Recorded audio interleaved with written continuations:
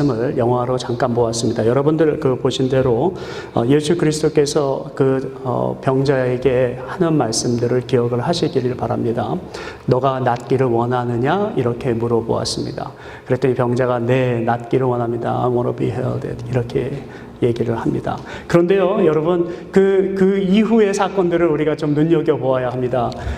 오늘 그 병자가 성전으로 들어가잖아요. 성전으로 들어갈 때는 너무너무 기뻤어요. 그리고 그 사람에 대해서, 자기를 고쳐준 사람에 대해서 얘기하고 싶었어요.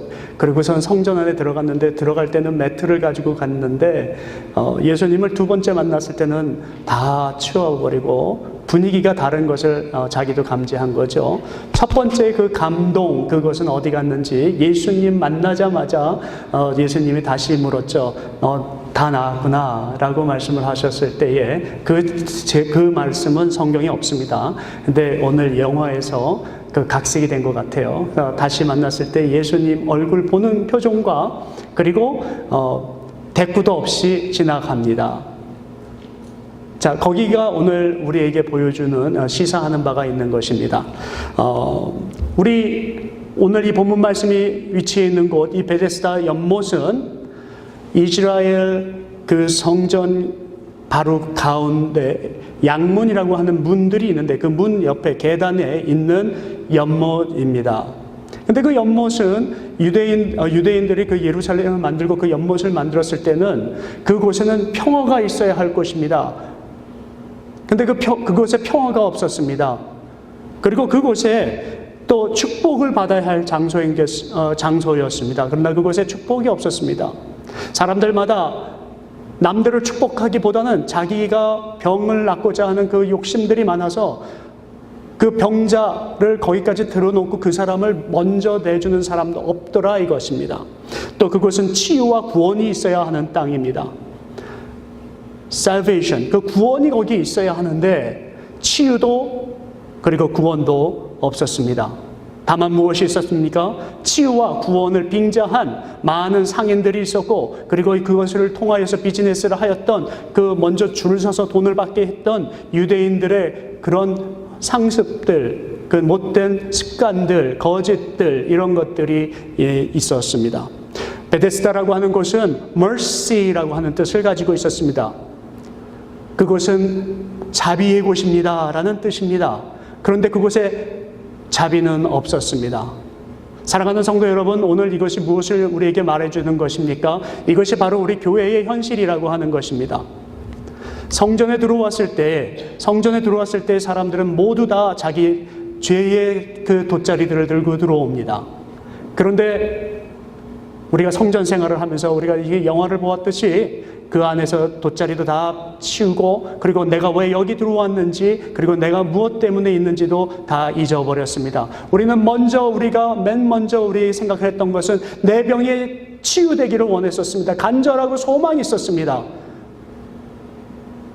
구원받았습니다. 그리고 난 뒤에는 우리는 다 잊어버렸습니다. 여전히 그곳에는 맹인이 있었고 절름발이가 있었고 오늘 이 성경 말씀을 보니까 그곳에 마비된 삶을 살아가고 있는 사람들이 수없이 많더라는 것입니다. 그것이 바로 베데스다 연못이었습니다. 그리고 성전이었습니다. 지금 이곳에도 우리가 수많은 눈을 못 보는 분들과 듣지 못하는 분들과 손이 말라있는 분들과 걷지 못하는 분들과 먹지 못하는 분들과 여러 가지 어두움에 가려있는 분들, 그런 분들로 쌓여있고 그것만 있습니까? 나의 권위와 나의 사랑과 나의 명예 때문에 아버지 하나님께서 우리에게 주셨던 그 자비의 문의 의미를 상실하고 살아가고 있는 우리들, 나눔이 진정 있어야 할 곳에 나눔이 없는 그 교회에 우리 생활하고 있는 베데스다가 아닌지요? 성전이 아닌지요? 성전은 어떤 곳이어야 합니까? 예수 그리스도를 만난 사람이 있어야 하는 곳입니다. 예수 그리스도를 만난 사람은 베데스다 연못가에서 예수님과 함께 그 예수님의 명령에 의해서 그 모든 질병이 치유받았던 사람은 베데스다 연못 물 안으로 들어가지 않아도 병이 치유됩니다. 믿으십니까? 예수 그리스도만 믿으면, 예수님만 만나면 모든 병이 치유될 줄로 믿습니다. 우리가 필요한 것이 있습니까? 무엇이 필요합니까? 여기 왜 옵니까? 이것이 교회의 본질이라고 하는 것입니다. 종교개혁 주년 500주년이 있습니다.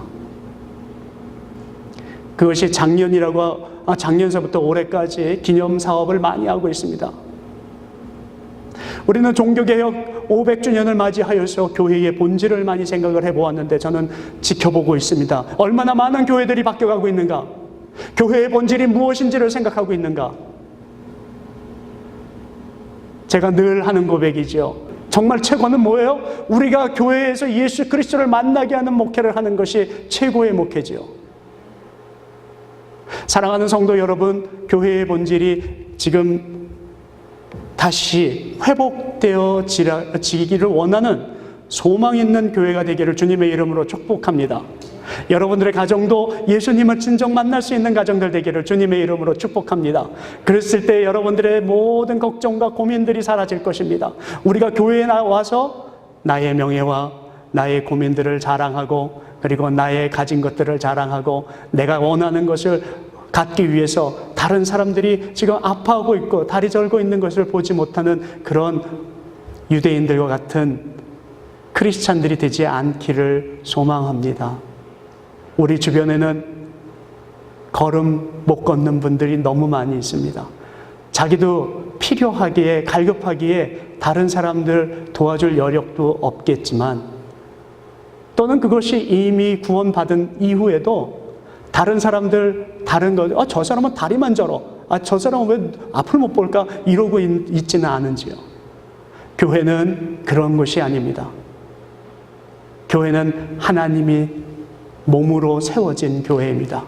손가락 하나가 발가락한테 쟤는 손가락질도 못해 라고 말을 한다는 그 자체가 우스운 것이죠. 발가락은 손가락한테 야, 쟤는 왜 걷질 못해? 라고 말한다면 잘못되는 것이지요. 귀가 눈에게 쟨 듣지도 못해 라고 말하는 것은 잘못된 것이요. 새벽 기도를 잘 나오시는 분이 저분은 새벽 기도도 안 나와 라고 말 못하는 건 잘못된 것이지요. 우리 삶 가운데 전륜방이요, 우리 삶 가운데 죄인이요, 우리 삶 가운데 교만과 가식과 여러 삶 가운데 억눌려 있는 우리들이 오늘 이 성전을 어떻게 하나님 앞에 바쳐야 되고 교회를 나눌 것입니까? 사랑하는 성도 여러분, 교회의 본질이 회복되기를 원하여서 요한은 오늘 표적을 보여주셨습니다. 교회는 예수 그리스도를 정하고 상한 자를 치유하고, 그리고 말세에 오실 예수 그리스도를 다시 만나게 하는 임무를 하는 것, 그것이 바로 우리들의 임무요, 예수 그리스도만이 이 교회의 주인 되어야 되실 줄로 믿습니다. 사랑하는 성도 여러분, 준비되셨습니까? Are you ready to restore your heart? 하나님께서는 오늘 여러분들을 부르셨어요. 병든 자를 치유하셨고, 옛날에 유대인들, 성전에 있던 유대인들은 예수 그리스도가 누구냐고 말했겠죠. 보지 못했고 듣지 못했으니까요. 그리고 자기들의 밥거리들이 달려있고 다른 사람보다 더 칭송받는 예수가 나타났으니까 욕할 수도 있었겠죠. 그러나 우리는 다르지요. 우리는 예수 그리스도께서 우리를 창조하신 것을 보았습니다. 예수 그리스도께서 우리를 인도하신 것을 보았습니다. 예수 그리스도께서 우리를 구원하신 역사를 체험하였습니다. 예수 그리스도께서 돌아가신 것을 보았습니다. 그리고 십자가에서 다시 일어나신 것을 보았습니다. 그리고 부활하여 승천하신 것을 보았습니다. 그는 병을 고치셨고, 그는 귀신을 쫓으셨고, 그는 사랑을 베푸셨습니다. 사랑하는 성도 여러분, 교회는 예수 그리스도를 만나게 하는 것입니다. 우리 교회가 그렇게 쓰임받게 될 줄로 주님의 이름으로 축원합니다. 우리의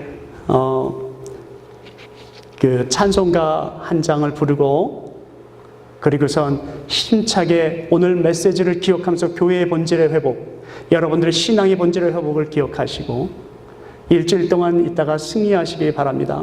찬송 부른 후에 right after we're gonna sing in the hymn, the brother Henry come and will share your testimony for us. 오늘 저희가 이 간증을 나누는 길은 한 가지 목적 때문입니다. 이 교회는 우리의 자기가 받은 은혜를 나눌 수 있는 곳이어야 되기 때문에